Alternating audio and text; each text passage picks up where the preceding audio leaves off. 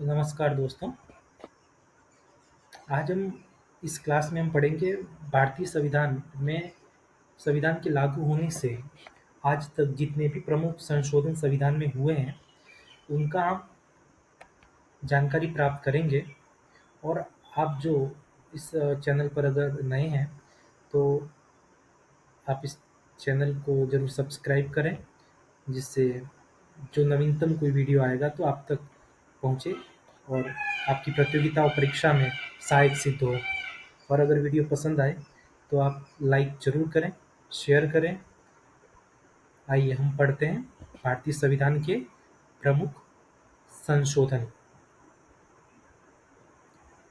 प्रथम संशोधन पढ़ते हैं। पहला संविधान संशोधन पंडित जवाहरलाल नेहरू की सरकार के समय 1951 में किया गया। इसके जो मुख्य बिंदु है जो याद करने योग्य है वह मौलिक अधिकारों में कुछ प्रतिबंध लगा दिए गए थे, जैसे भाषण की स्वतंत्रता। दूसरा जो मुख्य महत्वपूर्ण बिंदु है इस पहले संविधान संशोधन का, कि जो संविधान में 8 अनुसूचियाँ थी उसमें एक नई अनुसूची नवी जोड़ी गई, जिसमें भूमि सुधार संबंधित कानूनों को न्यायिक समीक्षा से बाहर रखा गया। सातवां संविधान संशोधन जो 1956 में आया, ये भी पंडित जवाहरलाल नेहरू की सरकार के समय ही थे, जिसमें मुख्य बिंदु है राज्यों के पुनर्गठन भाषा के आधार पर। राज्यों की नई सूची राज्य और केंद्र शासित प्रदेश 2 भागों में बांटा गया। हम जानते हैं कि केंद्र शासित प्रदेश जो केंद्र के अधीन होते हैं। 10वां संविधान संशोधन 1961 में आया। तीसरा मुख्य संविधान संशोधन है, जिसमें गोवा, दमन और दीव को जो है भारत में शामिल किया गया। चौथा मुख्य संविधान महत्वपूर्ण संविधान संशोधन है 12वां, 1962 में आया।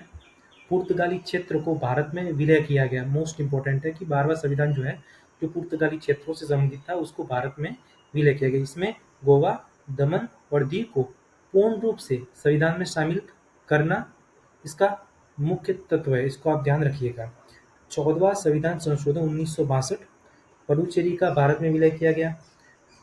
छठा महत्वपूर्ण संविधान संशोधन है 24वां संविधान संशोधन 1971। संसद को संविधान संशोधन करने की पूर्ण शक्ति दी गई।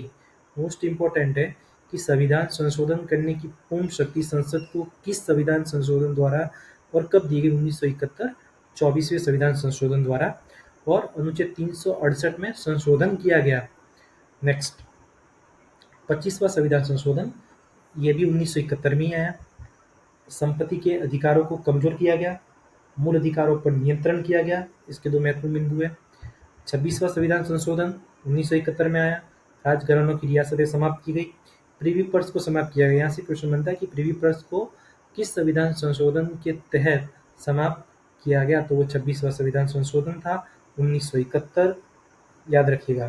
42वां संविधान संशोधन, जिसे हम मिनी कॉन्स्टिट्यूशन भी कहते हैं, 1976 इंदिरा गांधी जी की सरकार के समय संविधान की प्रस्तावना में समाजवादी, धर्मनिरपेक्ष और अखंडता शब्द जोड़े गए। 3 शब्द जोड़े गए 1976 में 42वें संविधान संशोधन द्वारा, समाजवादी, धर्मनिरपेक्ष और अखंडता।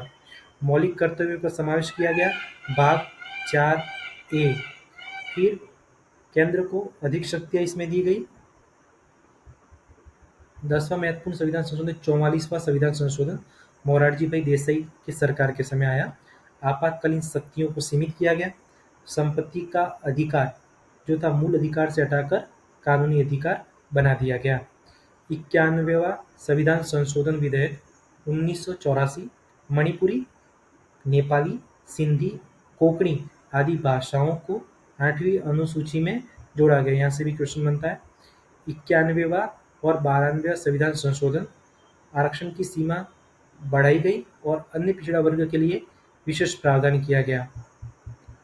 73वां संविधान संशोधन 1972, पंचायती राज व्यवस्था को संवैधानिक दर्जा दिया गया। 3 स्तर पर ग्राम पंचायत समिति और जिला स्तर सत्ता का विकेंद्रीकरण जिसे कहते हैं, यह जो आता है 73वां संविधान संशोधन। 74वां संविधान संशोधन, नगर निकायों को संवैधानिक दर्जा दिया गया। 86वां संविधान संशोधन 2002, 6 से 14 वर्ष की आयु के बच्चों को निःशुल्क और अनिवार्य शिक्षा का अधिकार दिया गया। अनुच्छेद 21A fundamental duties fundamental rights में जोड़ा गया। 97वां संविधान संशोधन 2011, सहकारिता समितियों कोऑपरेटिव सोसाइटीज को संवैधानिक दर्जा दिया गया। 97 संविधान संशोधन कॉन्स्टिट्यूशन अमेंडमेंट 2011। 101वां संविधान संशोधन जीएसटी से संबंधित है। वस्तु एवं सेवा कर लागू किया गया, एक प्रकार का अप्रत्यक्ष कर है। केंद्र और राज्य दोनों को कर अधिकार। 102वां संविधान संशोधन 2018, राष्ट्रीय पिछड़ा वर्ग आयोग को संवैधानिक दर्जा दिया गया।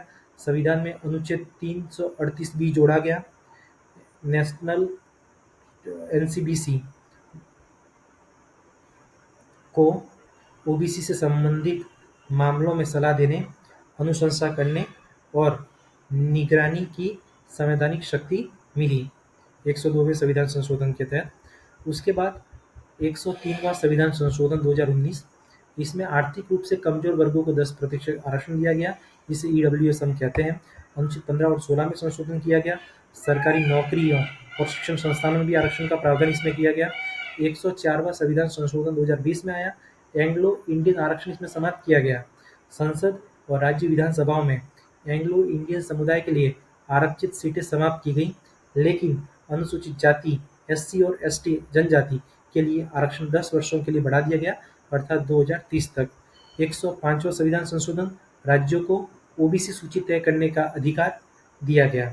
सर्वोच्च न्यायालय ने एक निर्णय के बाद यह स्पष्ट किया गया कि राज्य सरकारें अपनी ओबीसी सूची निर्धारित कर सकती है। अनुच्छेद 342 में संशोधन किया गया, इससे राज्य सरकारों को ओबीसी आरक्षण में अधिक अधिकार मिले। अनुच्छेद 22वां महत्वपूर्ण संविधान संशोधन है।